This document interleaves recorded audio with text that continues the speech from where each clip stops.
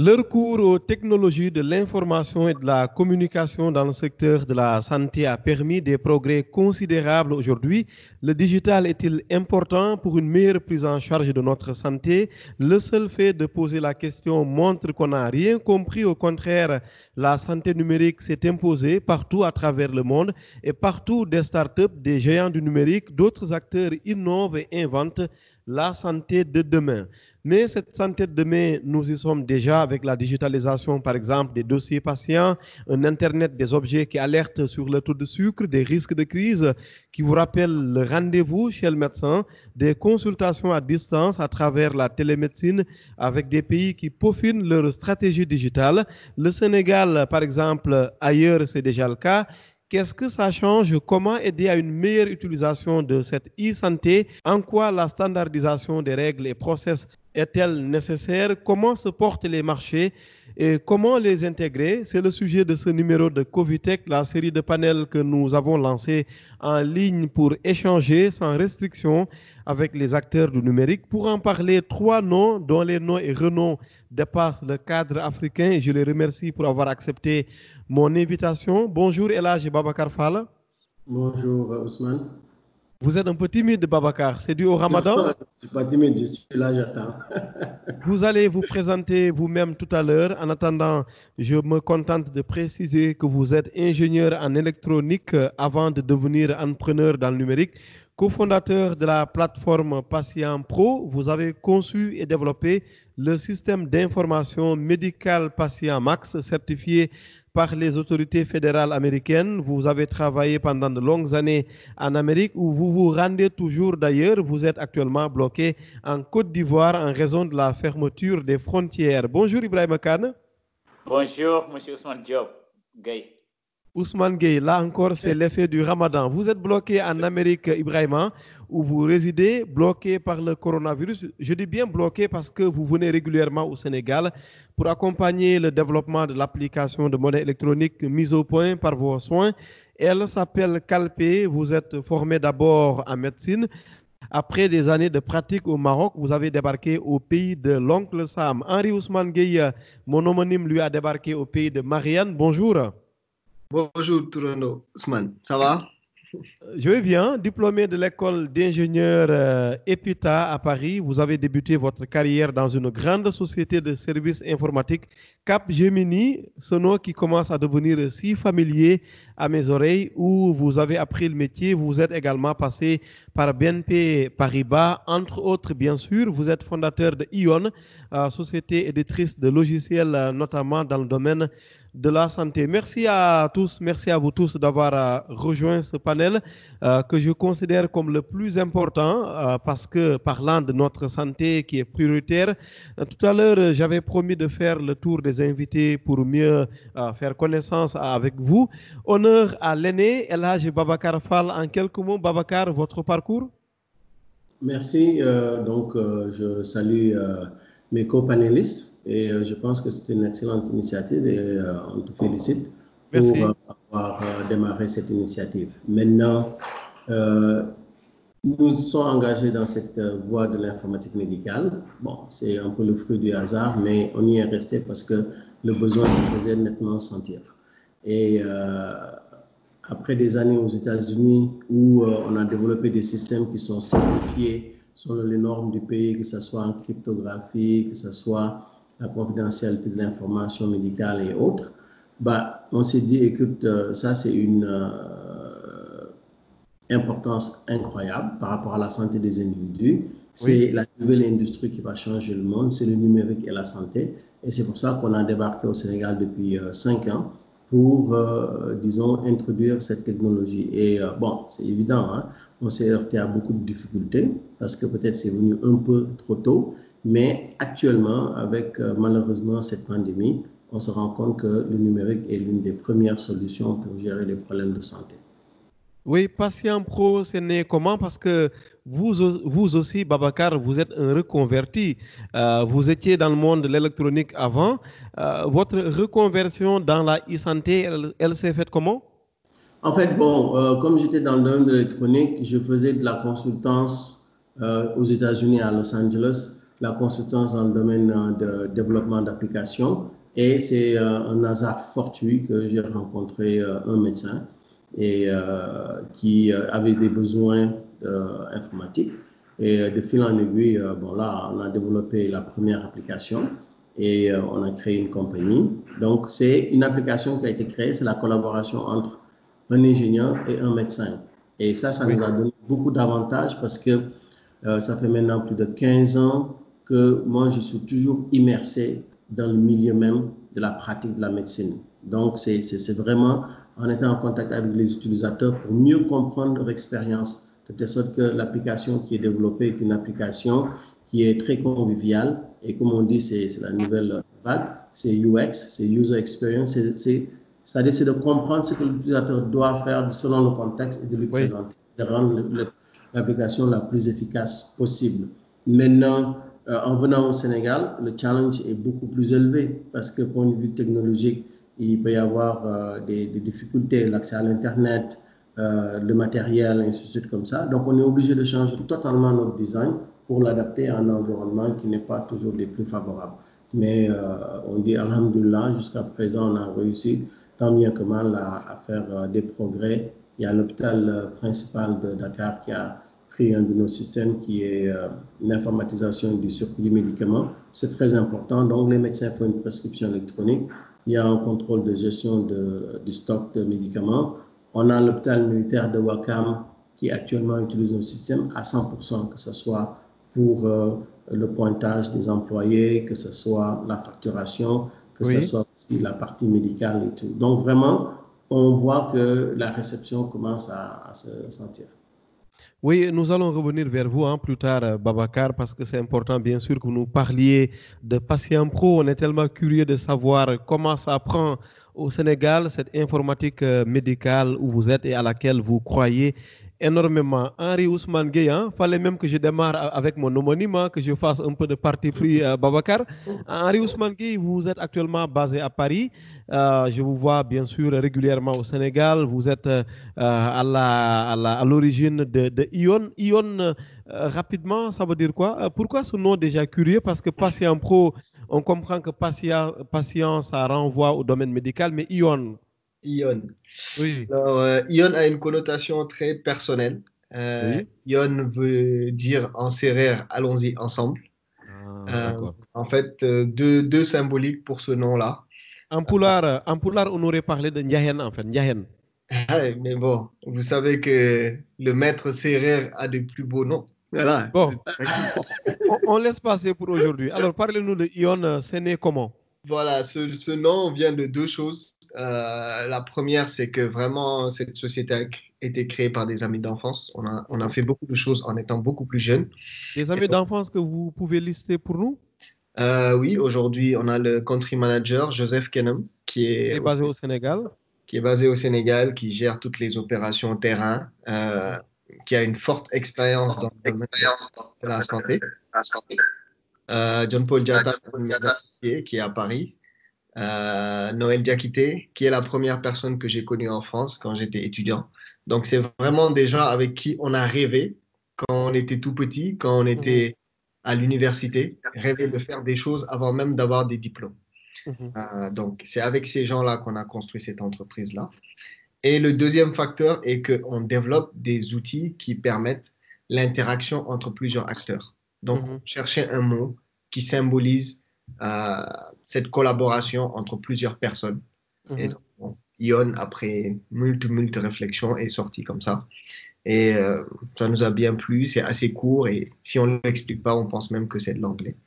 Après, factuellement, moi, je suis revenu au Sénégal en 2015 avec surtout un bagage de quelqu'un qui était consultant, société de service, donc qui développait des solutions pour n'importe quel métier, télécom, finance, etc.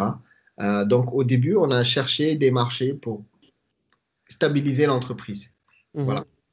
Mais j'ai parlé de Joseph tout à l'heure, qui a une expérience dans le domaine de la santé et donc qui nous remontait déjà les problématiques qu'il y avait dans les structures de santé. On a commencé à régler des problématiques de santé parce qu'un de nos associés a travaillé longtemps dans une structure de la place à Dakar, donc il connaissait pas mal de problématiques. Étant donné que l'ADN de l'entreprise, c'est vraiment de développer des systèmes d'information, on a commencé de zéro hein, à développer cette solution. Et comme je disais, j'ai eu une expérience très désagréable sur place avec un membre de ma famille où on a vraiment perdu du temps dans sa prise en charge. Oui. Je vous épargne les détails, mais c'était limite un film. Et là, on s'est rendu compte en développant cette chose-là, au-delà de créer une entreprise ou de gagner de l'argent, on pouvait vraiment impacter la vie des gens. On pouvait vraiment améliorer la prise en charge de ces gens-là, sauver des vies. Quand on le dit comme ça a l'air d'un grand mot, mais croyez-moi, il y a énormément de problèmes qui peuvent se régler en digitalisant le domaine de la santé. Et du coup, on est passé de vouloir créer une entreprise à être passionné par ce qu'on est en train de faire dans le domaine de la santé. Voilà. Oui, nous allons revenir vers vous. Hein. Maintenant, je reviens un peu vers les Américains de ce panel-là. Henri qui vous domine parce qu'ils sont deux, vous êtes un. J'aurais dû le prévoir un peu au départ. Mais bon, je taquine. Ibrahim Khan, vous nous recevez? Oui, je vous reçois très bien. Vous êtes docteur en médecine, c'est bien ça au départ? Oui. Et je suis expert aussi en santé publique parce que je suis titulaire d'un master en santé publique. Mais excellent, bravo. Alors, racontez-nous un peu ce parcours atypique. Hein. Votre parcours est même beaucoup plus atypique que celui de Babacar. Vous démarrez d'abord comme médecin, vous pratiquez, vous êtes dans les hôpitaux, notamment au Maroc. Après, une fois aux États-Unis, vous êtes également dans la médecine. Après, vous virez carrément vers la monnaie électronique, même si vous êtes dans les deux, quoi. C'est bien cela? Effectivement. Donc, mon histoire, c'est juste quelqu'un qui a eu le bac au Sénégal. Puis, j'ai fait la faculté de médecine. Une fois le diplôme de médecine en poche, je suis venu aux États-Unis. J'ai fait une équivalence d'abord de mon diplôme de médecine. Puis, j'ai vu beaucoup d'opportunités, notamment dans le domaine de santé publique. Donc, j'ai fait un master en santé publique au niveau de l'Université de George Washington. Puis, j'ai travaillé un peu avec le président Bill Clinton dans le Clinton Global Initiative. Et j'avais un projet qui devait être financé. Donc, j'ai présenté la proposition et j'étais finaliste au niveau de la George Washington University Business Competition. Et le gars m'a dit, vous êtes un médecin qui a un bon plan. Mais cela n'est pas le problème. Donc, c'est quoi ton business model? Après, je me suis dit, on peut avoir de bonnes idées. On peut être un très bon médecin, mais il faut savoir chercher des sous pour pouvoir financer tes projets. Et les entrepreneurs qui sont sur la table ici vous diront qu'une idée ne suffit pas. Tout à fait. Et je me suis dit que la meilleure manière de chercher l'argent et de gérer l'argent, c'est de partir en business school. Et là-bas, j'ai parti à l'université Johns Hopkins pour faire un master en business avec une concentration en finance. Puis je retourne dans la médecine et business où j'étais vice-président d'une compagnie qui gère 5 cliniques au niveau de Washington, D.C. Et je me suis rendu compte que pour que l'économie marche, il faut avoir un système de paiement. Parce que tout ce que tu fais, en fin de compte, tu as besoin d'être payé. Ousmane vous dira ça, il a besoin d'être payé. Fall vous dit, il a besoin d'être payé. Alors que si nous, on n'a pas un système qui nous permet qu'on vous paye d'une manière simple. Parce que si vous partez aux États-Unis, c'est les cartes de crédit. Si vous partez en Asie, c'est les mobile money. Mais quand tu viens au Sénégal, c'est le cash. Et les gens vous disent toujours qu'on n'a pas la monnaie. Et c'est là où je me suis dit, écoutez, il y a une très grande opportunité. Et juste pour vous donner une idée, aujourd'hui, le marché du paiement au Sénégal, c'est 19 000 milliards. Alors que seulement 4% est digitalisé. 96% est à digitaliser. Actuellement, je suis en train de travailler avec Henri pour leur permettre de recevoir des paiements. Parce qu'on s'est dit que sans paiement, rien ne va marcher. Donc, actuellement, je fais les deux, de la médecine, mais aussi de la monnaie électronique qui, je pense, est capitale pour tout type d'activité. Une dernière question à ce stade un peu du panel. La monnaie électronique, les structures qui sont là-dedans, je ne vous apprends rien. Elles sont nombreuses. Le médecin que vous êtes a même été amené de s'orienter un peu business. Aujourd'hui, quelle est la différence, quelle est la particularité de Ion, pardon, pas de Ion, de Calpé pour s'imposer?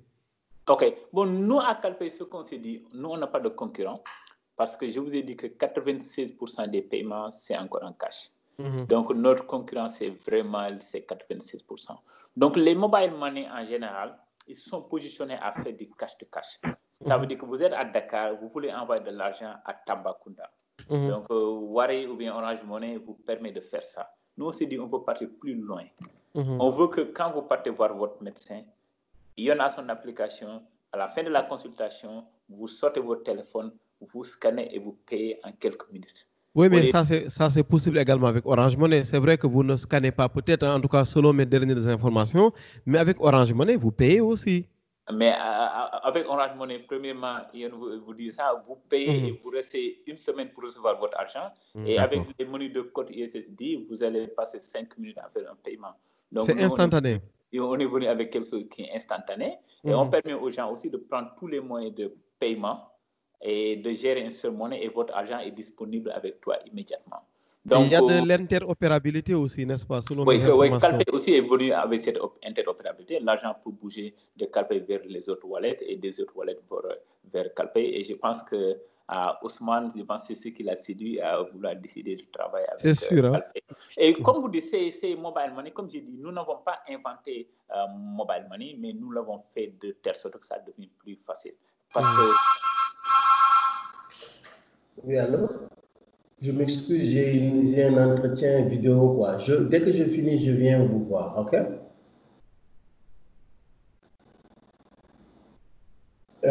Oui, Ibrahima, poursuivez.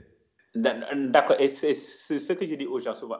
Henry Ford n'a pas créé la voiture, mais il a fait que la voiture est devenue moins chère et plus facile à utiliser. Donc, ils sont venus avec des codes à ISSD. Nous, on est venus avec le QR code.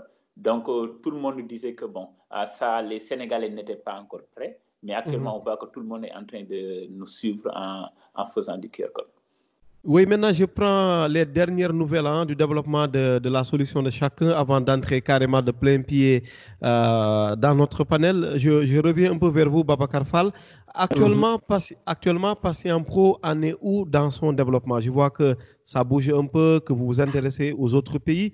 Actuellement, c'est quoi les dernières infos concernant un peu votre croissance, votre développement? Bon, faut dire que nous, comme on a démarré depuis 2002, en 2012, on avait déjà un système très stable. Et 2015, c'est là qu'on a commencé notre entrée dans le continent africain. Et on a fait à peu près 3 ans pour stabiliser au niveau du Sénégal et puis avoir des clients quand même assez costauds. Maintenant, on a démarré l'année passée notre phase internationale en Afrique. Donc, ici en Côte d'Ivoire, on a déjà 2 contrats, une grosse clinique. On a aussi le service de néphrologie du sud de Cocody. Et on est en pourparlers avec d'autres grosses structures. Au Maroc, on a eu 2 projets avec le ministère de la Santé. Il y en a un, c'est un projet pour traquer la grippe en utilisant les applications mobiles. Et puis l'autre, c'est pour la gestion de stock au niveau du ministère. Au Burkina, on a démarré aussi. C'était début mars, juste avant qu'on commence à fermer les frontières.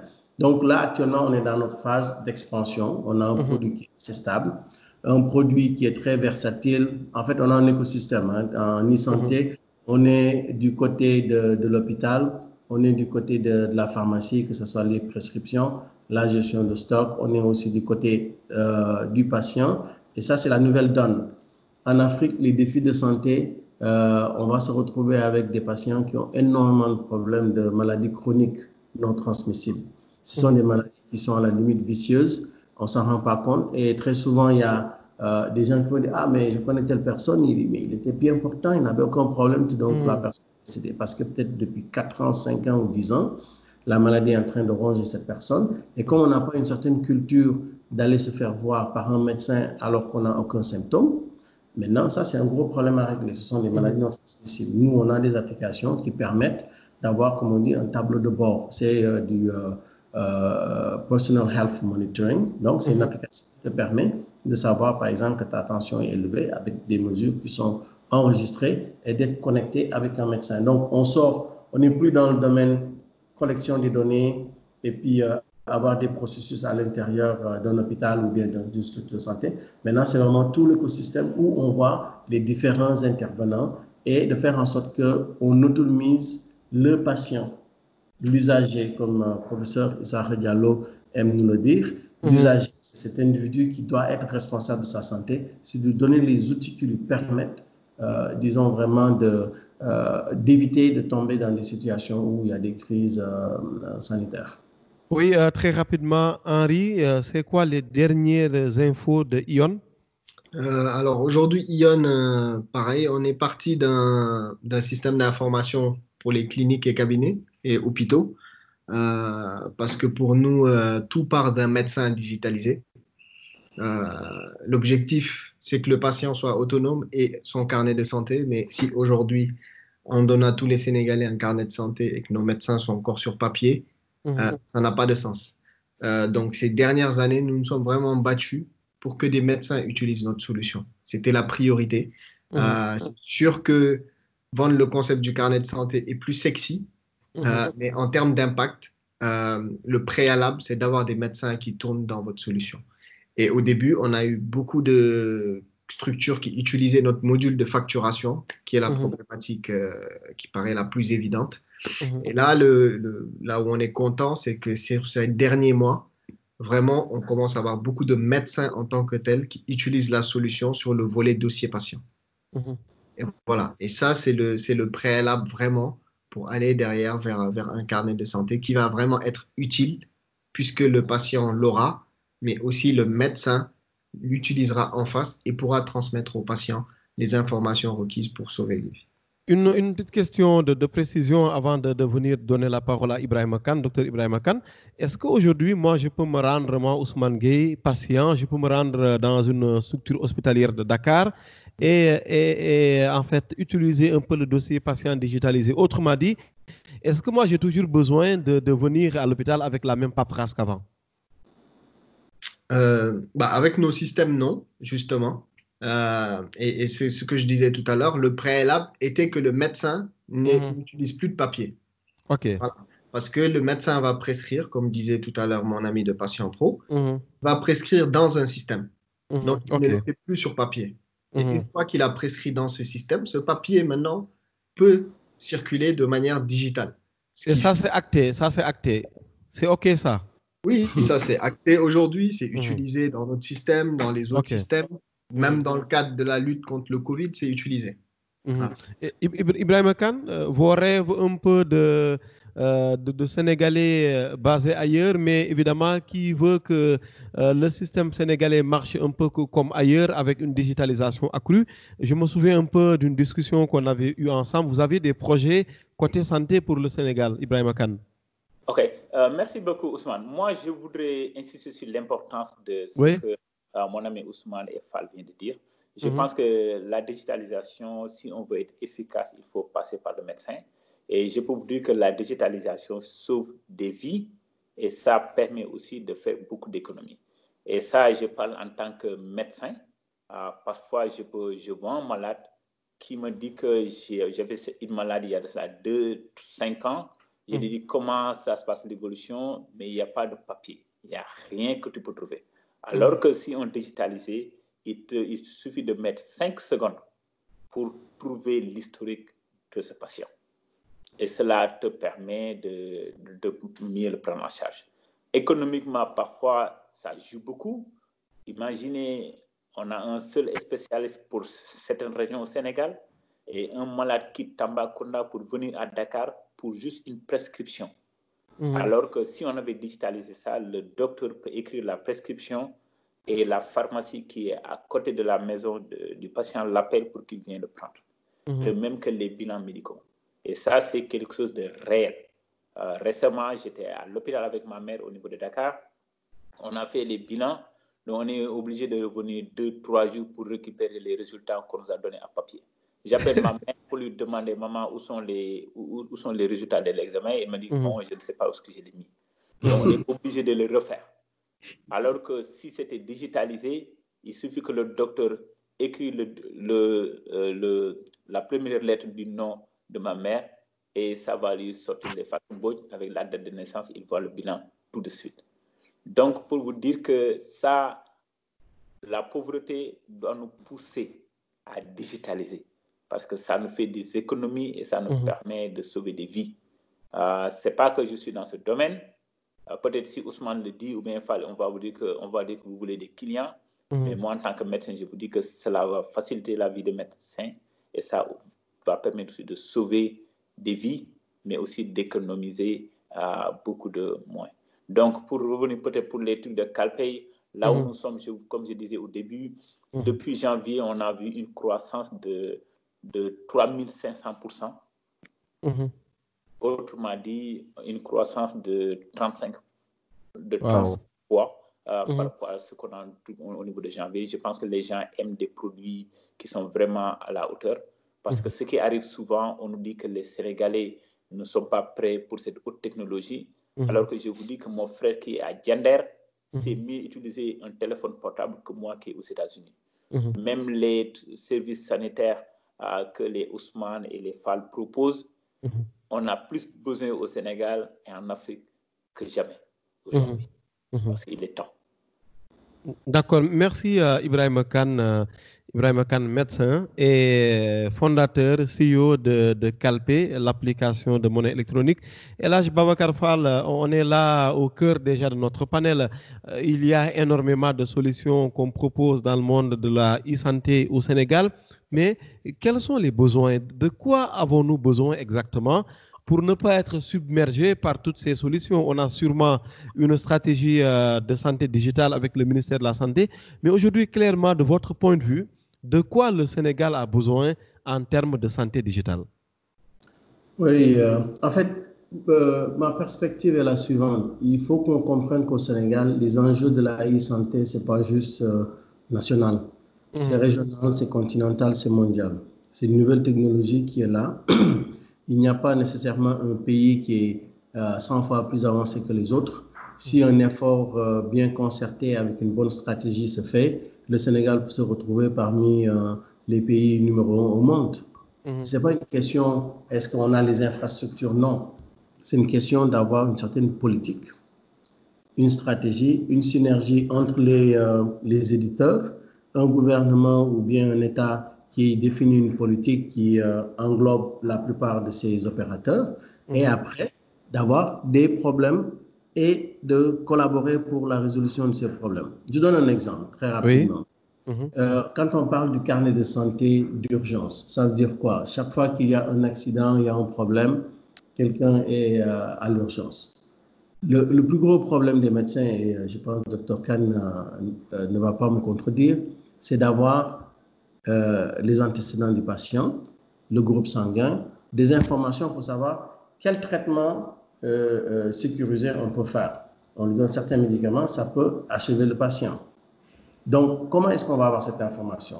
De façon classique, il faut faire des analyses. Les analyses vont prendre du temps et des fois, on n'a pas beaucoup de temps. Si ce patient a un carnet de santé d'urgence, ça veut dire quoi? On a ses allergies, on a son terrain, c'est-à-dire si c'est un patient qui est diabétique ou bien hypertendu ou autre, et on a aussi ses antécédents, il a déjà eu telle ou telle opération chirurgicale et autres. Si on a ça, accessible de façon très simple, à ce moment-là, on économise de l'argent, parce qu'on n'a pas besoin de faire toutes ces analyses, on économise du temps et on a de la précision dans la démarche. Ça, c'est l'idéal. Mais comment le réaliser? Moi, je pense qu'on a tous les moyens pour le faire. On prend ION, on prend toutes ces structures, BAMTOU, toutes ces structures qui sont dans le domaine de la santé digitale. Avec le ministère de l'économie numérique, le ministère de la Santé, on dit on va mettre une plateforme carnet de santé numérique d'urgence. Ça veut dire quoi? On développe un API web qui va permettre à toute structure informatique de savoir exactement voici les données qu'il faut mettre et voici les données qu'on peut récupérer. Ces données seront centralisées au niveau de l'ADIE et là, l'État va faire une campagne nationale qui va permettre à tout individu d'avoir son carnet de santé d'urgence. S'il y a un problème, un accident de route et autres, tous les professionnels de santé au Sénégal, comme cela se fait partout en Europe ou aux États-Unis, doivent avoir un numéro d'identification de professionnels de santé. C'est le NPI. National Provider Identification. Ça, c'est important. Maintenant, avec son numéro d'identification national de prestataire de santé, on peut avoir accès à cette base de données dans un contexte bien déterminé. Donc, on conserve la confidentialité et instantanément, on peut avoir l'information sur ce patient, son groupe sanguin et autres et commencer un traitement qui est déjà sécurisé. Maintenant, Moi, en tant que patient pro ou ION ou autre, nous, on sait exactement quelle est l'architecture des données, on sait comment les rechercher et comment les renseigner. À partir de ce moment-là, moi, je vous dis, en 6 mois, on peut aussi résoudre les problèmes reliés à l'identification unique des usagers. En 6 mois, tout le pays, tout le monde peut avoir son carnet de santé numérique. Vous n'avez pas besoin de l'avoir dans votre application comme votre téléphone ou autre. L'essentiel, c'est que c'est enregistré. Les professionnels de santé ont accès à ça. Et si vous voulez l'avoir dans votre téléphone, ION peut faire une application, tout ce que vous avez besoin de faire. Vous avez un nom d'utilisateur, un mot de passe, vous vous connectez et vous voyez tout ce que vous avez dans votre carnet de santé numérique. À partir de ce moment-là, si vous avez développé une nouvelle allergie, ben là, vous pouvez renseigner le système. On va avoir un comité médical qui va vérifier. Bon, voilà, on enregistre cette allergie. Ce que je disais par rapport à cette collaboration, il y a des prérequis. Un des prérequis, c'est de développer un standard. Quand on développe un standard, c'est toujours beaucoup plus avantageux pour les éditeurs, pour les professionnels. Pourquoi? Parce qu'au lieu d'essayer de développer de cette manière, de se creuser la tête, est-ce que ça va être comme ça? Ensemble, on peut définir une voie. On va dire, par exemple, le dossier patient, ça va avoir ça. On va définir, par exemple, une prescription, c'est tel ou tel élément qu'il avait dans une prescription. Et là, on le fait en regard avec le standard international. Et ça va faire que ce que nous allons produire va être portable. On l'amène dans n'importe quel pays africain ou pays européen, il va être utilisable. Et là aussi, l'avantage, c'est qu'on ne fait pas toute la recherche-développement tout seul. Cette recherche-développement peut se faire ensemble. Il y a des domaines que nous maîtrisons mieux, il y a d'autres domaines où on a beaucoup plus de difficultés. Là, on peut avoir un support qui peut venir des autres équipes. Et là, c'est le rôle de l'État d'encadrer cela. Mais pour le faire, il faut qu'il y ait des techniciens. Ce n'est pas juste une question d'avoir des médecins qui vont dire, bon, la e-santé, c'est comme ça. Parce que la e-santé, d'abord, on dit i avant de dire santé. C'est-à-dire c'est l'aspect électronique, c'est l'aspect digital d'informatique. Donc, il faut que les informaticiens soient assez bien représentés, qu'on comprenne la technologie, qu'on encadre la technologie. Après, on peut avoir une orientation sur cette technologie qui est déjà bien développée, peut avoir par rapport à la santé. Oui, j'allais donner la parole à Henri, mais il s'est déplacé. Henri, alors, que dites-vous un peu de cette nécessaire standardisation qui permet, comme le soutient Babacar Fall, de respecter ensemble les normes et puis d'avoir un projet qu'on peut exporter ailleurs plus facilement? Elle est incontournable. Parce que déjà, ce qu'il faut comprendre, c'est qu'aujourd'hui, un seul acteur ne peut pas couvrir tout le besoin du pays. C'est extrêmement dur, c'est extrêmement compliqué de déployer un système d'information dans une structure de santé. Et donc, le territoire est large. Ça veut dire qu'il faut qu'il y ait plusieurs acteurs qui interviennent dans des zones pour digitaliser ces zones-là pour qu'après l'information remonte. Et donc, pour que cette information qui remonte soit pertinente, il faut qu'une information qui vient du système de ION, qui vient du système de patient pro ou quelqu'un d'autre, puisse être compréhensible à une échelle supérieure. Tout à fait. C'est là que la standardisation a son importance, puisque chacun peut travailler dans sa zone avec sa manière, mais au moment de la sortie de l'information, il faut que cette information soit compréhensible par tout le monde. Et c'est de là que c'est hyper important de pouvoir définir ce standard-là, de pouvoir définir ce cadre. Mais attention à définir un cadre et un standard qui est adapté au contexte. Et ça, souvent, on l'oublie. Souvent, on veut prendre des solutions, les amener, et on pense qu'en posant comme ça la solution, allez, c'est la magie, tout marche. Ça n'existe pas, ça. On a plus d'une vingtaine de structures qui utilisent notre solution. J'ai 0 client pour qui je suis venu, on a déployé et tout de suite, ça couvrait 100%. C'est impossible. Il y a tout le temps de l'adaptation au contexte et ça, c'est hyper important. Oui, Henri, terminé. Et c'est là que les acteurs locaux ont leur rôle à jouer parce que quand on est un local, on connaît le contexte, on sait apporter des solutions qui sont adaptées aux problèmes des gens et rapidement.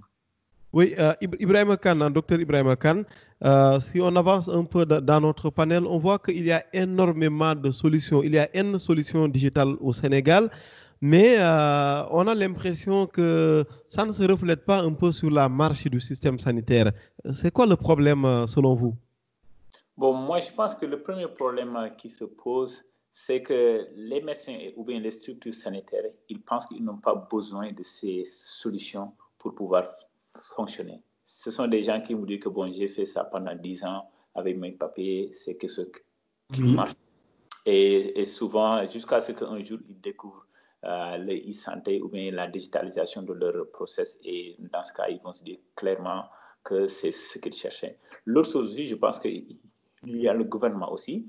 Je pense qu'il ne veut pas, tout s'engager là-dessus parce que créer un environnement pour que ces solutions soient utilisées, je ne pense pas que c'est trop difficile. Je ne suis pas un informaticien, mais bon, je sais que ce n'est pas la chose la plus difficile. Oui. Mais ce que je peux dire, c'est que c'est extrêmement important et je pense que Fall vous dira la même chose. Moi, ici aux États-Unis, parfois, tu vois un patient, par exemple, on utilise par exemple le système de Ion, mais le patient, son truc, c'est patient pro. Il y a un API qui vous permet d'interroger les informations du patient dans les autres systèmes. Et parfois même, ça arrive qu'il y a des informations que tu trouves là-bas que le patient même avait oublié de vous donner ça. Par exemple, un malade pouvait faire un bilan sanitaire il y a de là 5 et 10 ans. Il ne vous dit pas ça. Mais dès que vous interrogez le système sanitaire, le système là où il a ces informations, vous voyez ces informations et quand vous parlez, le patient vous dit « Oh, j'avais fait ça ». Et ça devient une information extrêmement critique pour prendre en charge ce patient. Donc, pour vous dire que ce que Ousmane dit et ce que Fall dit, c'est vrai. Tous les acteurs peuvent développer leurs propres solutions, mais avec des standards, on peut permettre à un médecin de se connecter à ce qui se passe ailleurs et de demander les informations médicales de patients, que ce soit dans un système A ou bien dans un système B, et ces informations vont être disponibles tout de suite. Je pense que c'est plus une volonté politique parce qu'il y aura beaucoup de résistance, parce qu'à chaque fois, quand tu veux digitaliser, les gens pensent que tu es en train de tuer des postes, alors que tu es en train de créer des postes. Et ce que je dis aux gens, en Angleterre, avant la crise, le taux de chômage le plus bas, c'était qu'ils avaient dans les 40 ans passés. De même qu'aux États-Unis, le taux de chômage, c'était de moins de 3,5, qui était le plus bas, je pense, dans les 50 ans passés, alors que la technologie n'est plus que jamais avancée. Donc, il y a cette volonté politique du gouvernement et des structures sanitaires de digitaliser pour faire des économies, mais aussi pour sauver des vies. Oui, Babacar Fall, quand on arrive avec une solution au Sénégal, on est par exemple entrepreneur dans le numérique, dans la e-santé, ça se passe comment? Est-ce qu'on ne devrait pas avoir, par exemple, un cadre qui permet un échange régulier entre le ministère de la Santé et les acteurs qui sont dans la santé digitale? Bon, en fait, la réalité sur le terrain est la suivante, et je pense qu'Henri l'a plus ou moins décrit. C'est quoi? C'est que les acteurs, que ce soit du côté médical et autres, ne sont pas nécessairement bien versés dans le domaine du numérique. Donc, les attentes sont totalement mal définies. Par exemple, quand on va installer un système d'information médicale, ce n'est pas une histoire d'installer un logiciel simple. C'est un logiciel qu'on doit installer, qu'on doit calibrer. Donc, il faut du côté du ministère qu'il y ait des séminaires, des séances de sensibilisation, d'information, des acteurs de la santé pour leur dire, voilà, c'est ça la technologie, c'est ce que ça peut nous apporter, comme Dr Khan le dit, il y a des médecins, ils fonctionnent. Ils n'ont pas besoin d'écrire leur compte rendu, ils vont donner des informations et puis ils vont avoir leur secrétaire qui vont l'enregistrer. Donc pour eux, la vie est belle, bien la vie continue, ça marche. Maintenant, toutes ces informations qui sont collectées, ça va servir dans le domaine de la santé publique. Parce que quand on a des crises comme la COVID-19, on se rend compte que si on n'utilise pas ces informations, ben là, on est comme aveugle.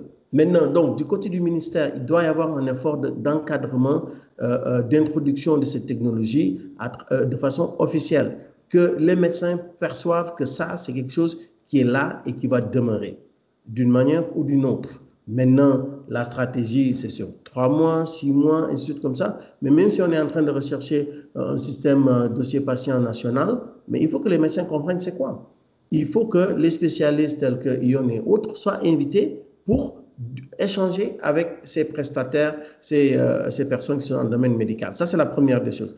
La deuxième des choses, il faudrait qu'on puisse définir ensemble, quand on a un système d'information médicale, quelles sont les attentes.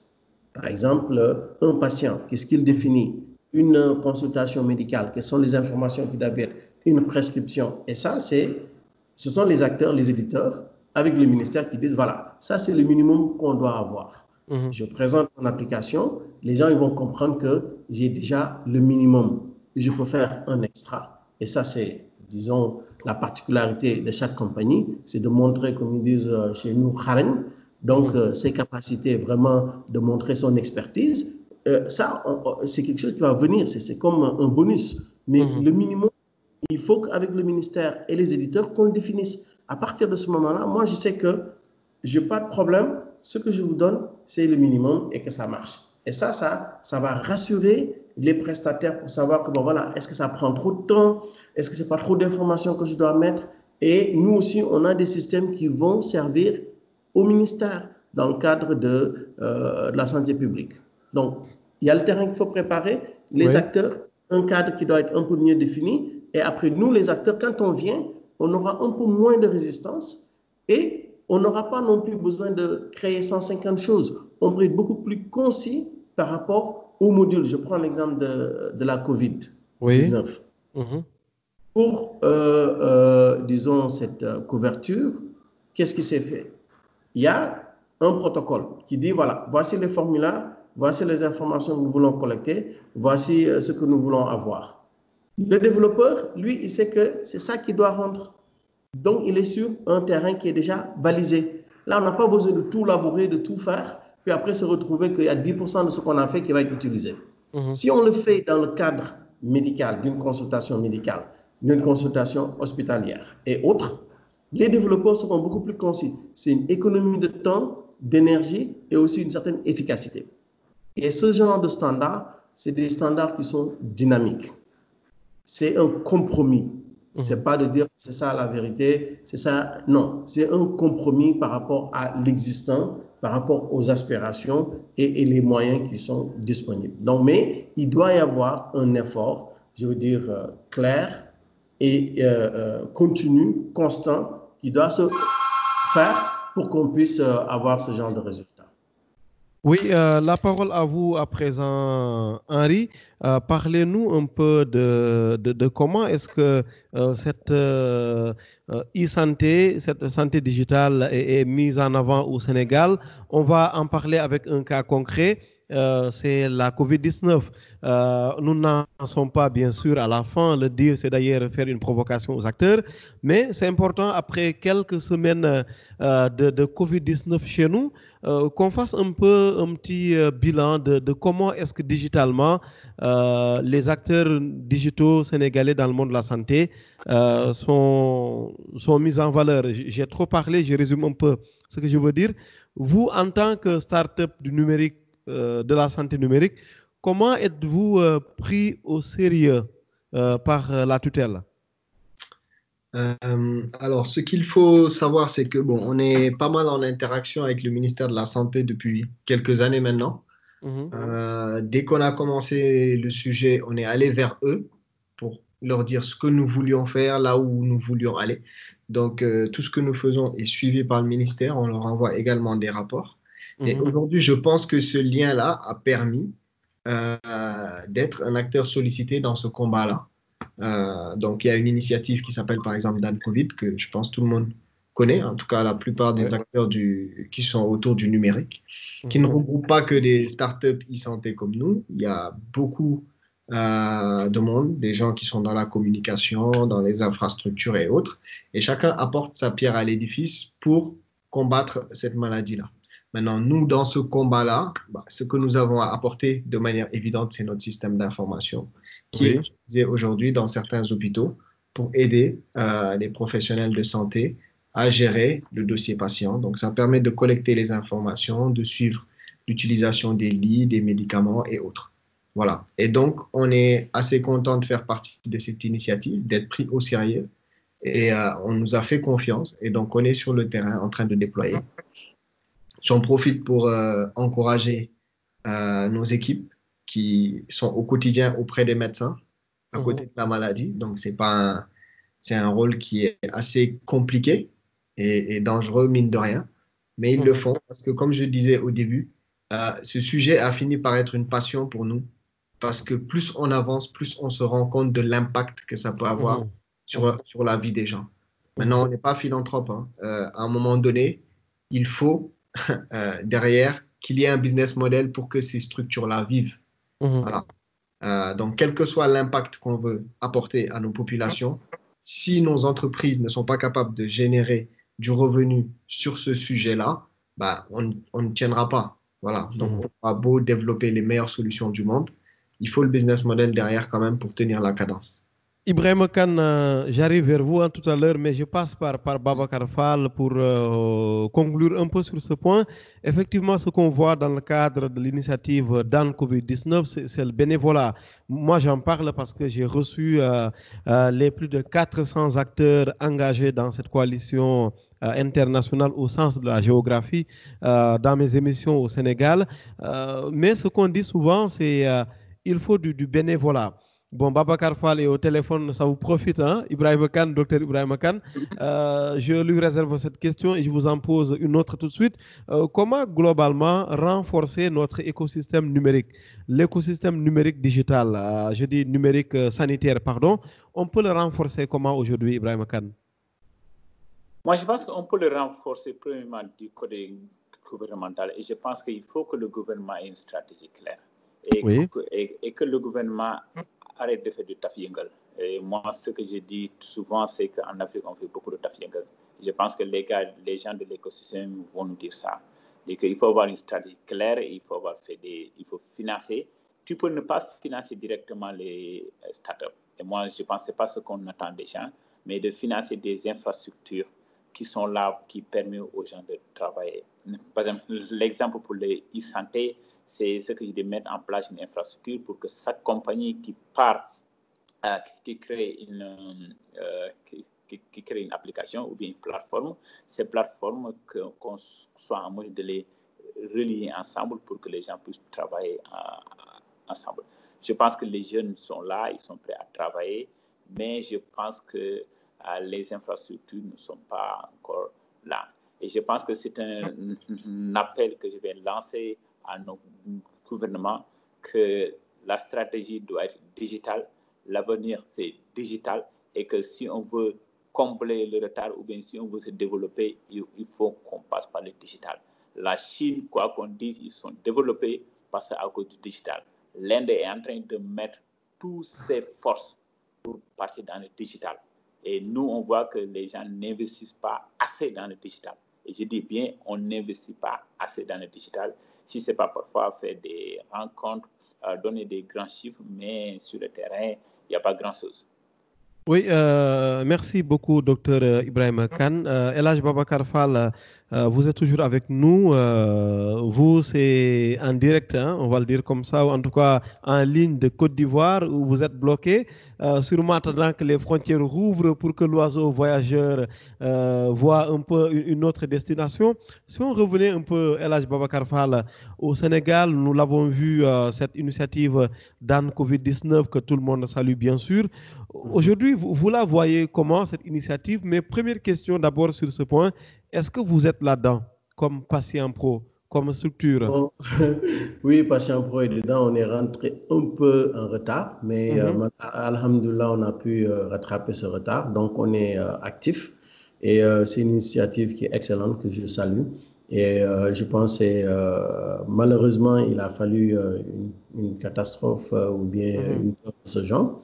Mais je pense que l'interaction qu'il y a entre les différents opérateurs, acteurs du numérique, c'est quelque chose qu'il faut conserver. Parce qu'au Sénégal, on a énormément d'atouts. Et c'est d'abord humain.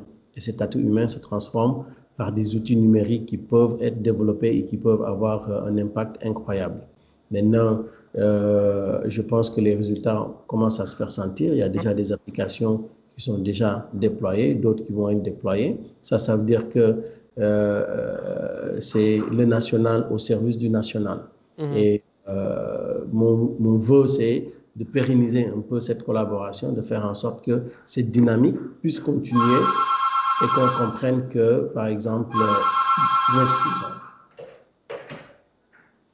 Oui, Babacar Fall, allez-y. Je m'excuse parce que je suis ici dans Non, une non, clinique. mais ça se voit que vous êtes très sollicité, c'est tout simplement ça. Voilà, allez poursuivre, oui. Ça, par rapport à la COVID, je trouve que c'est une excellente initiative et j'ai participé à une réunion de bilan.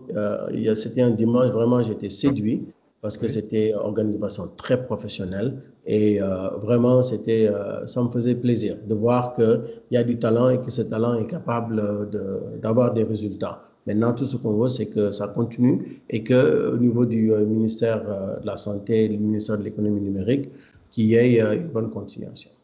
Oui, Henri Ousmane Gueye, CEO de ION, vous nous avez parlé un peu de l'expérience sénégalaise du Covid, dans le Covid-19. Hein, c'est une première.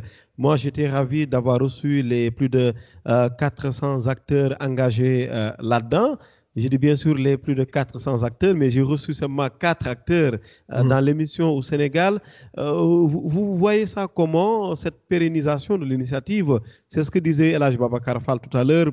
C'est très bien, le Covid nous est tombé du ciel. On s'organise pas mal et c'est très bien pour survivre. Mais comment après maintenir cette énergie autour du digital, autour du Covid? Alors, déjà, je pense que on va être obligé de le maintenir. Pourquoi? Parce que si on suit l'actualité, on a vu, hein, tout le monde reconnaît qu'il faut apprendre à vivre avec ce virus. Donc, il n'est pas encore parti du tout. On en a encore pour un bon bout de temps et on parle même d'autres vagues. Donc, ça veut dire que la dynamique va rester. Et la dynamique va rester parce que ce qui est important de voir, c'est que dans cette initiative, il y a quand même les acteurs purs et durs e-santé qui sont impliqués. Ça veut dire que c'est leur quotidien. Voilà. On va continuer à travailler dessus parce que c'est notre quotidien. On se lève le matin, on pense e-santé, on mange e-santé, on dort e-santé. Et ça veut dire que on va continuer cet effort-là. Maintenant, le fait qu'il y ait une forte mobilisation, eh ben, ça accélère les choses. Là où c'est peut-être Ion qui vient tout seul pour parler, Patient Pro vient parler tout seul. Là, c'est Ion, Patient Pro, Optique, ministère de l'économie numérique, ministère de la santé. Voilà, ce travail de groupe va faire que la dynamique va continuer. Je ne pense pas qu'il y aura dans le temps 400, 500 personnes qui vont au quotidien poursuivre la chose, mais il va y avoir un noyau. Et ce noyau va continuer et ce noyau devra assurer la pérennité. Et pour que ce soit assuré justement, il faut impliquer le maximum d'acteurs qui sont dans leur quotidien, dans la santé digitale ou dans la santé de manière générale. Comme ça, ils restent dans leur environnement et ils ont tout à gagner à pousser cette chose-là. Voilà. Aujourd'hui, il me semble qu'il y a près d'une 60aine d'applications qui ont été identifiées, qualifiées. Donc voilà, le Sénégal a du talent.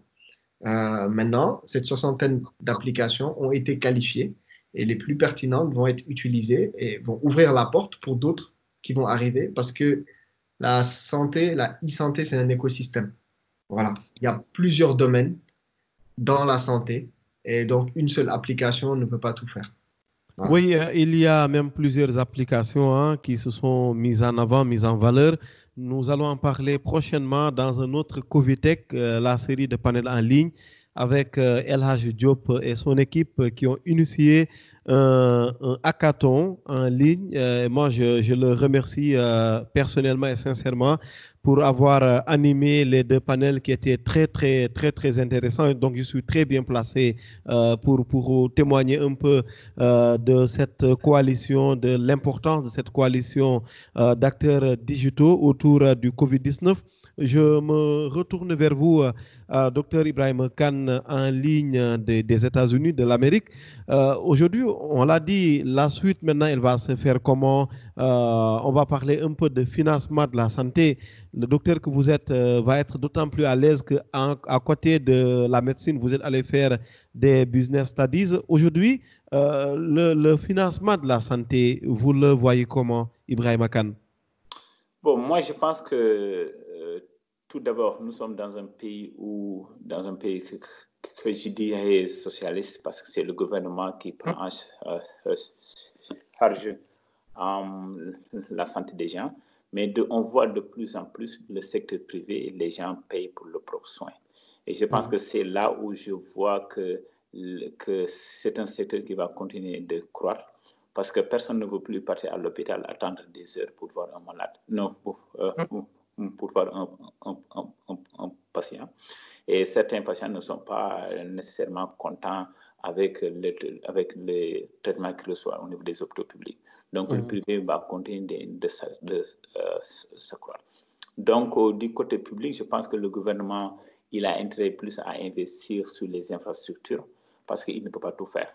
Et ça, c'est une réalité qu'il faut accepter. On ne demande pas au gouvernement de tout faire, mais plutôt de créer un environnement pour que les autres acteurs puissent travailler, les gens puissent ouvrir des cliniques dans le secteur privé, ce qui va désengorger les hôpitaux publics, mais aussi cela va augmenter la qualité aussi des soins. Il est temps aussi qu'on libéralise un peu le secteur sanitaire. Bon, les gens vont vous dire que la médecine n'est pas faite pour gagner de l'argent, mais si on ne libéralise pas, il n'y aura pas d'investissement. Et M. Fall vous dirait ce que ne va pas me contredire.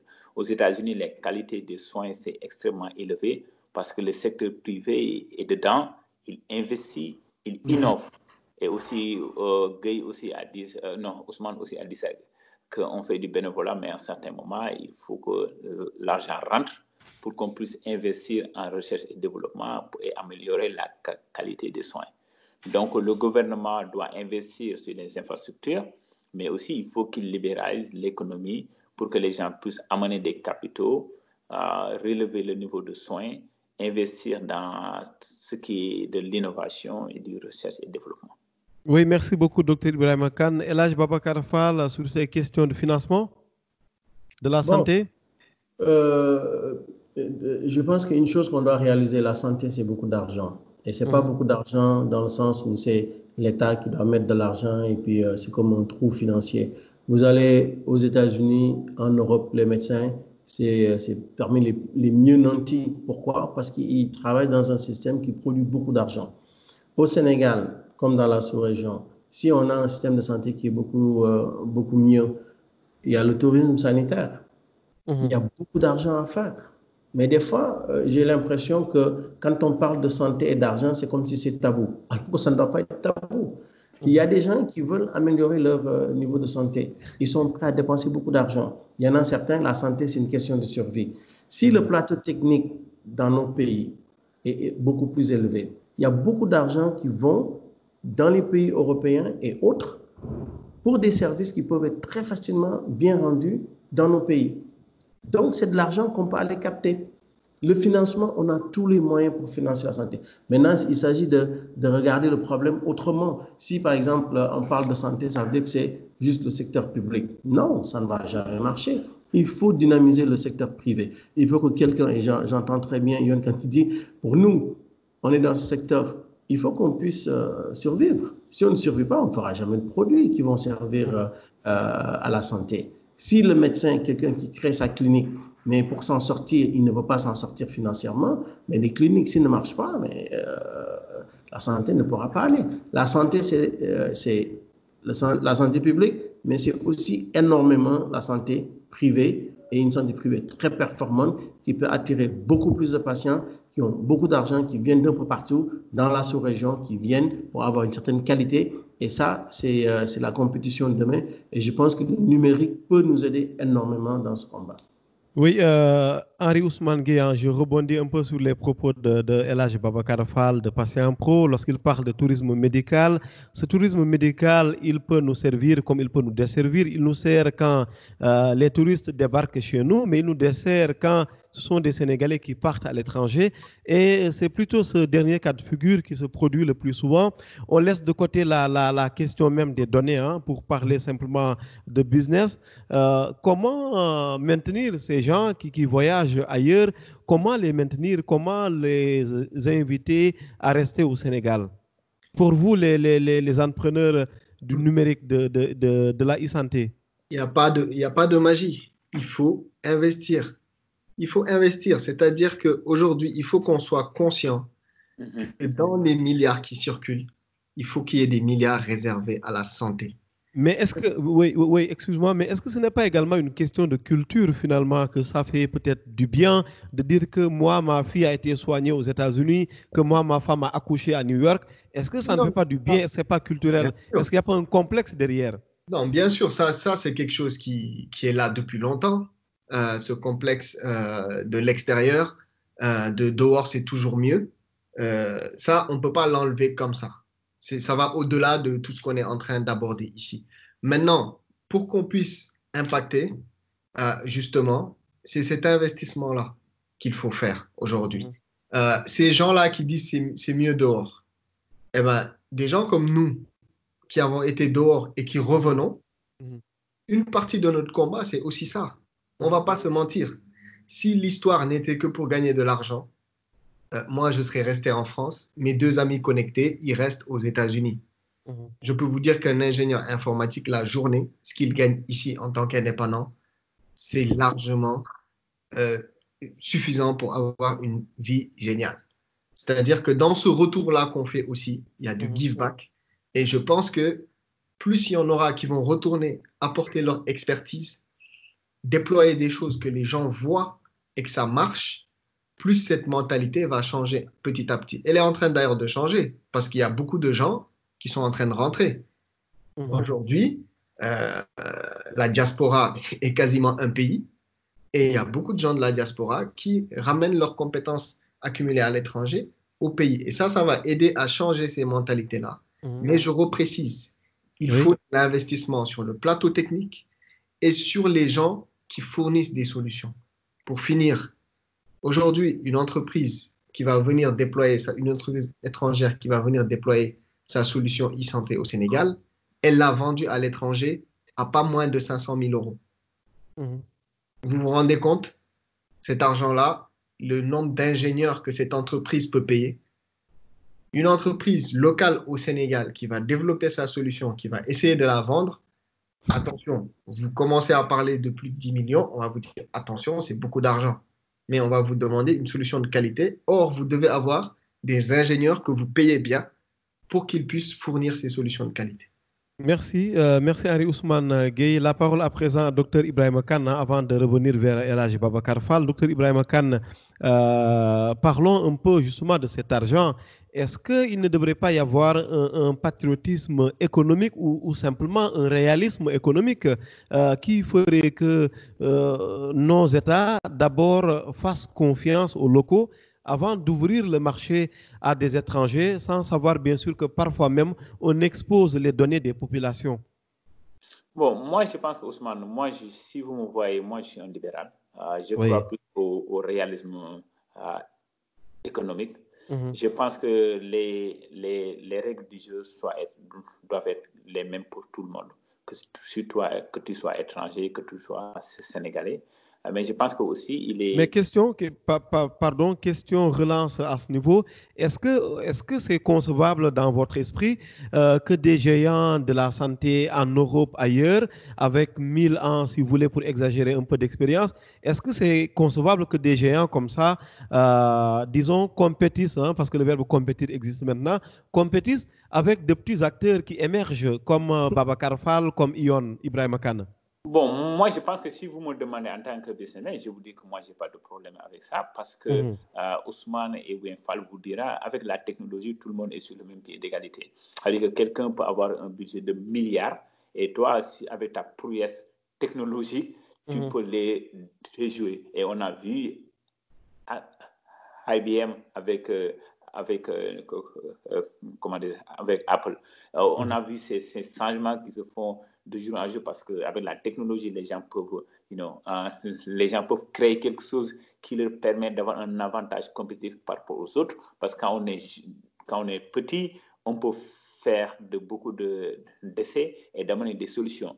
Mais moi, ce que je pense, c'est que Oui. les règles du jeu soient vraiment les mêmes pour tout le monde Mhm. et que nos acteurs locaux aussi puissent travailler et de délivrer un produit de qualité. Et on voit de plus en plus des acteurs locaux qui réussissent. Et moi, je pense que si on continue avec ce sérieux et de donner de la qualité, mais aussi en tant qu'entrepreneur, avoir du caractère. Vous n'allez pas investir votre argent et que les gens ne vous payent pas pour les services que vous êtes en train de faire. Et ça aussi, on doit vraiment avoir un caractère. Et c'est ce que je demande souvent. Et l'exemple que je donne souvent aux gens, c'est l'exemple que les gens qui me disent Auchan dégage, alors que l'opportunité était là depuis des années. Ils ne l'ont pas prise. Oui, aujourd'hui, l'opportunité est plus grande parce qu'Auchan, ce qui fait, quelqu'un peut faire quelque chose de mieux que ça. Les Harry et les Val vous diront il peut faire mieux que ça, mais personne ne le fait. Quelqu'un d'autre va venir le faire demain et on va commencer à crier. Et il faut que nous aussi, en tant que locaux, en tant qu'entrepreneurs, on doit savoir que c'est extrêmement dur de mettre quelque chose en place. Les gens ne vont pas me contredire. Et il faut qu'on ait ce courage de commencer d'être prêt à perdre, mais aussi de se battre autant qu'on peut. Oui, El Hadj Babacar Fall, sur ce débat-là, votre regard? Voilà, en fait, quand on parle de préférence nationale ou autre, c'est vrai que ça peut déranger, mais on peut le faire de façon, comme on dit, des règles générales pour tout le monde. Un système doit être adapté aux besoins locaux. Ça veut dire quoi? Si on a développé des standards selon les besoins locaux, ça veut dire qu'un logiciel qui a été conçu ailleurs devra se conformer aux standards émis par le gouvernement local. Et ça, c'est la manifestation de la préférence nationale. Se fera. Si vous voulez nous servir, prenez le temps de nous connaître, de connaître nos besoins, de connaître notre environnement. Parce que ce que Ion fait, Bantu, toutes ces structures font et que nous faisons, nous investissons dans le local. On va dans ces structures, on apprend à comprendre comment ils travaillent, on ajuste nos solutions selon leur contexte. On doit être récompensé par cet effort. Et comment être récompensé? Quand il y a un appel d'offres ou autre, cet appel d'offres doit spécifier que le logiciel doit être standard. Et s'il y a un standard local qu'on a défini, à ce moment-là, le logiciel qui a été conçu, je ne veux pas nommer de pays ou bien de région, qui a été conçu ailleurs, ces ingénieurs seront obligés d'étudier l'environnement sénégalais pour pouvoir, comment dirais-je, participer à un appel d'offres. Et ça, c'est tout à fait légitime parce que ce sont des logiciels très complexes. Ce n'est pas des logiciels où vous venez, c'est comme ils disent, plug and play. Tu branches et puis après ça marche. Non, ce n'est pas comme une ampoule, vous branchez et puis vous voyez, il y a juste un switch. Ça, c'est compliqué. Il faut s'asseoir, il faut qu'on règle les choses, ainsi de suite comme ça. Et si le système n'est pas assez bien réglé, au bout d'un temps, les gens ne vont plus l'utiliser. Ou bien ils n'ont même pas envie de l'utiliser. Et c'est des millions. Et je reviens un peu à ce que Yon disait, mais nous, on le vit chaque jour. On nous demande des logiciels de qualité internationale. La personne qui va avoir le logiciel, il va le comparer à des super gros logiciels. On n'a aucun problème. Mais quand il s'agit de payer, non, ça ne falle. Et automatiquement. C'est-à-dire que, c'est vrai que mes ancêtres, nous ne on ne mange pas beaucoup. Hein? Donc, mais quand on a besoin aussi un peu. Donc, c'est ça. Ibrahima. Oui, fibre nationale. Quand il s'agit de payer, il faut amener la fibre nationale.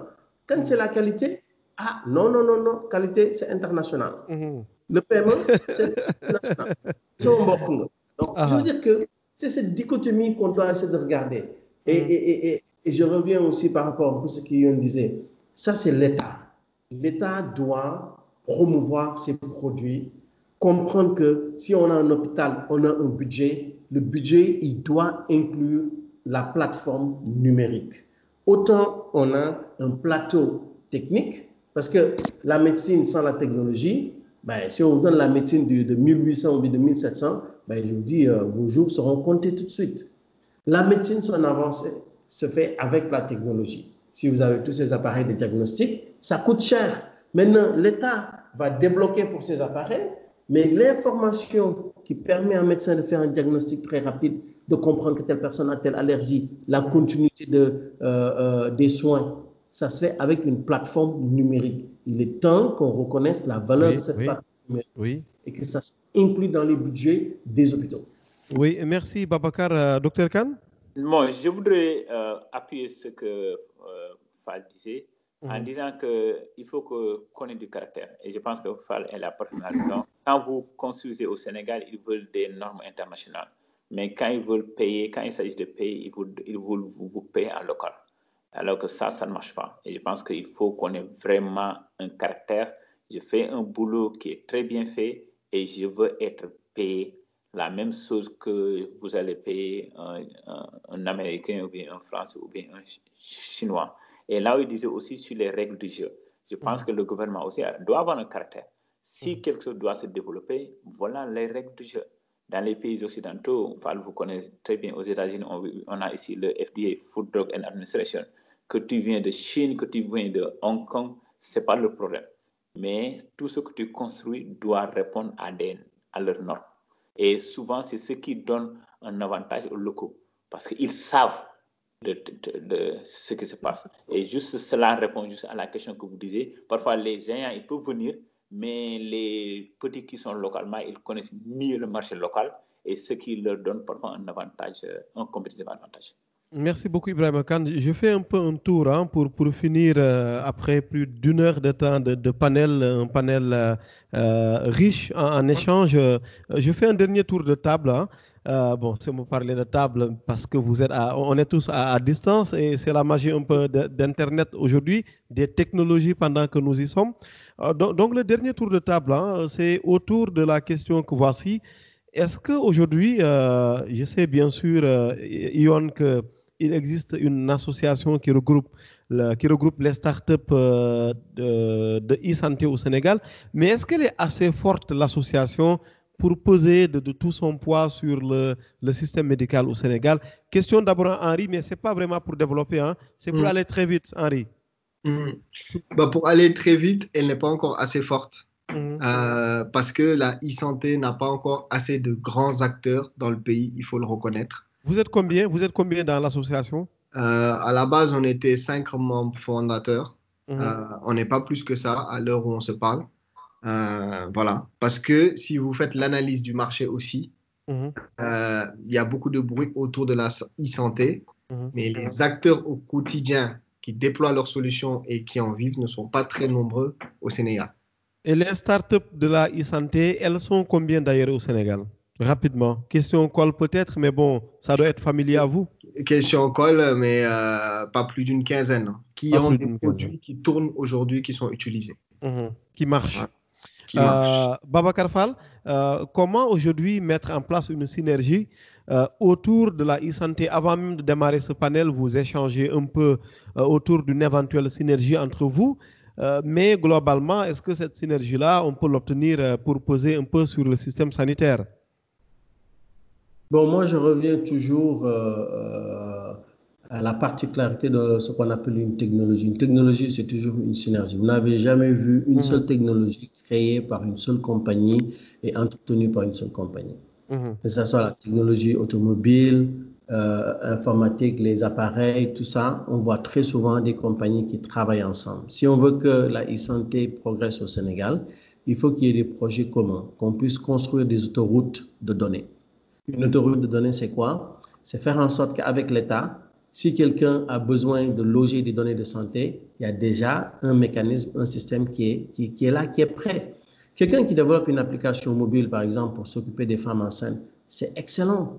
Mais le problème, c'est quoi? Comment est-ce qu'on va avoir cette information disponible chez un médecin qui n'est pas nécessairement dans le réseau? Si on ne résout pas ces problèmes, disons, la valeur ajoutée de cette application n'est pas très élevée. Et pour avoir une valeur ajoutée élevée, il faut que, c'est comme je donne l'analogie des autoroutes. Si vous avez une belle voiture et qu'il n'y a pas de route, qu'est-ce que vous allez faire avec cette voiture? Vous n'irez pas. Tout à fait.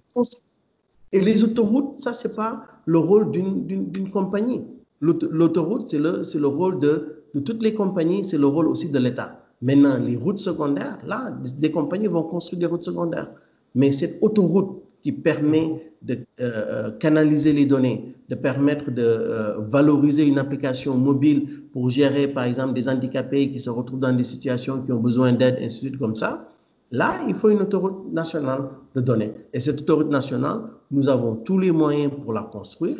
Et il faut qu'il y ait une certaine volonté pour qu'on puisse se rassembler autour de projets de ce genre. Et ça n'a pas proliféré le nombre de compagnies qui peuvent aller dans le domaine de la e-santé. Docteur Ibrahima Kane, le dernier mot, parce que vous êtes le docteur du panel, hein, on vous réserve le dernier mot. D'accord. Moi, je pense que Fall a vraiment résumé tout. Il faut une infrastructure sur place. Il faut une infrastructure sur place pour que les autres puissent pousser et se développer. Le rôle du gouvernement, ce n'est pas de partir créer des applications, mais de mettre en place une infrastructure qui est l'autoroute pour que les voitures puissent rouler, pour que les gens puissent créer des Mercedes et des 4x4 pour que ça marche. Et le dernier message que je vais lancer à tout le monde, c'est qu'on n'a pas le choix, on doit se digitaliser. C'est économique, ça nous permet de faire des économies, mais aussi de sauver des vies. Et ce n'est pas une question de choix, mais si on veut rester là demain, il faut se digitaliser. Merci, merci beaucoup à vous, hein, Dr Ibrahima Kane, basé aux États-Unis, tout comme El Hadj Babacar Fall, même si de plus en plus maintenant il revient sur le continent. El Hadj Babacar Fall de Patient Pro, qui n'était pas forcément dans l'informatique médicale, mais qui... Oui, Babacar, vous voulez corriger un peu, je me suis trompé? Non, c'est bon. Oui, qui n'était pas donc non, en fait, moi, j'ai démarré dans médical. J'ai fait une année de médecine et je me suis rendu compte que c'était vraiment pas moi. Parce que moi, j'aime les défis où on change, où on crée. Et dans le domaine de l'ingénierie numérique, c'est exactement ça qu'on fait tous les jours. Mais le destin a fait que je suis revenu à la médecine et je suis bien heureux d'être dans le domaine médical, mais plus du côté du support qui permet d'améliorer, disons, la pratique de la médecine. Oui, Ibrahima Kane, vous, docteur Ibrahima Kane, pour revenir un peu à vous, vous êtes donc médecin. C'est après, plus tard, que vous vous intéressez à la technologie et aujourd'hui, vous avez mis en place une solution de monnaie électronique qui s'appelle Calpe et qui marche au Sénégal et à l'étranger. Pour ne pas prendre le risque de dire des choses après démenties par Ion, par Henri, rappelez-nous un peu ce que vous êtes et ce que vous faites. Bah, je suis ingénieur en informatique et donc avec ce bagage-là, on a créé une société éditrice de logiciels qui développe des solutions e-santé pour les professionnels de santé et les patients. Voilà. Merci à tous les trois. Merci à vous d'avoir accepté de rejoindre ce panel. J'étais très honoré de l'organiser avec vous. Henri, il est à Paris actuellement. Ibrahima, il est en Amérique. Babacar Fall, il est coincé en Côte d'Ivoire. Et peut-être que bientôt, on va se retrouver à Dakar, Inch'Allah, après qu'on sortira de cette crise ensemble, même si, bien sûr, tout le monde le sait, on va devoir apprendre à vivre avec selon Macron ou à vivre en présence du virus selon Macky Sall pour taquiner un peu. Merci infiniment d'avoir accepté de répondre à mon invitation. La série de panels en ligne sur la COVID-19 et globalement les actions des acteurs du numérique, elle va se poursuivre très bientôt. Nous allons parler de monnaie électronique dans un panel qui sera dédié à cette problématique. Nous allons parler d'administration digitale avec notamment le directeur général de l'ADIE, Cheikh Bahoum. On le sait, l'ADIE qui a digitalisé complètement le Conseil des ministres, la réunion du Conseil des ministres au Sénégal. Nous allons parler de tant de problématiques parce qu'on ne pourra pas les épuiser, mais l'avantage sera, comme on dit en philosophie, au moins on se mettra en chemin. Je vous remercie enfin, très chers amis, qui nous suivez depuis le début. Et si vous avez vous aussi des problématiques comme ça, qu'on peut mettre sur la table et en parler ensemble pour bousculer un peu les acteurs, faire bouger les lignes, on est vraiment preneurs. Merci encore une fois et à très bientôt pour d'autres Covitech. Merci beaucoup. Merci. Au revoir.